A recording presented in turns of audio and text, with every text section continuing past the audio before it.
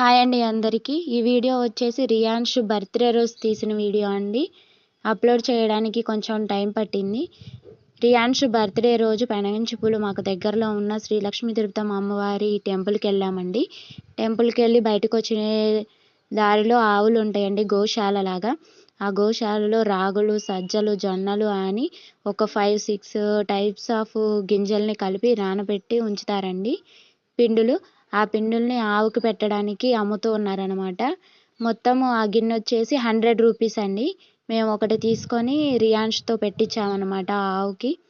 అలా పెడితే మంచిదనేసి గోదానము, గోసేవ అలాంటివి చాలా మంచిది కదండి. అందుకే గోవుకి అలా పెట్టాము. అంటే పుట్టినరోజు రోజే పెట్టాలా, డైలీ పెట్టొచ్చు కానీ మీరు అనుకోవచ్చు. మాకు ఆవులు ఉన్నాయండి ఇంటి దగ్గర, మేము డైలీ పెడుతూనే ఉంటాము.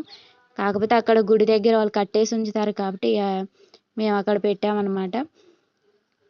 ఇంకా జాడు పుల్లలు కూడా అమ్ముతున్నారండి. 100 రూపీస్ ఆ గడ్డి 10 రూపీస్ అండి. మొత్తము ధాన్యాలు వచ్చేసి 100 రూపీస్. రియాన్ష్ చేత ఇలాంటి మంచి మంచి పనులు చేయిస్తే తనకి మంచి జరుగుతుంది. తనని చూసి ఇంకొంతమంది మంచి పనులు చేస్తారనేసి తనతో అన్నీ చేపిస్తూ ఉంటాం. మనం చేస్తే పిల్లలకు తెలియదండి, వాళ్ళ చేతులతో వాళ్ళనే చేయనిస్తేనే వాళ్ళకి అర్థమవుతుంది. మనం చేసి వాళ్ళకి చూపిస్తే వాళ్ళు నేర్చుకోలేరు.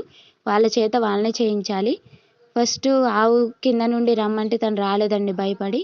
వాళ్ళ డాడీ వచ్చి మళ్ళీ తీసుకొచ్చాడు. అలా వస్తే మంచిదని అక్కడున్న తాతయ్య చెప్తే అలాగ చేశారు.